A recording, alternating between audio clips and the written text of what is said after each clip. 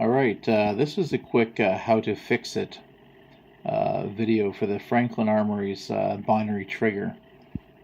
I was having a problem. I installed it, ran through the tests several times, was not working right. Like for some reason on single shot and binary, it's always be in binary, just didn't seem right. Couldn't figure it out, and I watched the instructional videos, and sometimes unless you see it for yourself, you don't know what they're talking about. But what there is on this trigger, I don't know if you can see that with this cell phone video here. There's two separate pieces, okay, on this, and it looks like two little hooked parts here. They're side by side. The one on the left is supposed to go forward and backwards, and the one with the hook here is supposed to rock back and forth. Alright, there's a spring right there that basically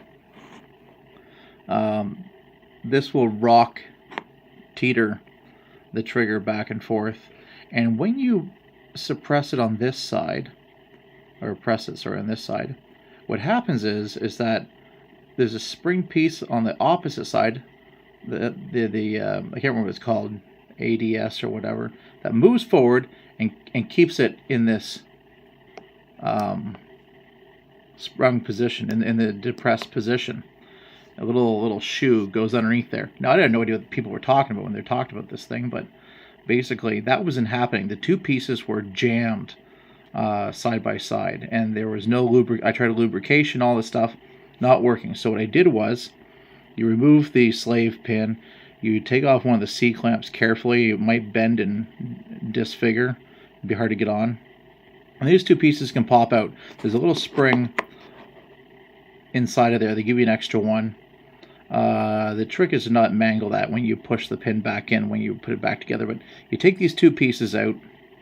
You got to clean them all off, clean up the inside. You know, ideally I should have maybe took some sandpaper or Dremel and just polished them up a bit to make them run smoother, but I cleaned them up and they seem to function normal after that. So you reassemble it, and you just use it like a little pick or something to push the spring back inside of there, and from the other side you force the slave pin through from the right going to left, and you push the spring back as you do it. Nothing needs to be forced. And you also have to put this other pin back in with the C clamps on it, we want to call it that, and of course the big thick spring for the trigger here, for the release. These should function. There's still a little bit of a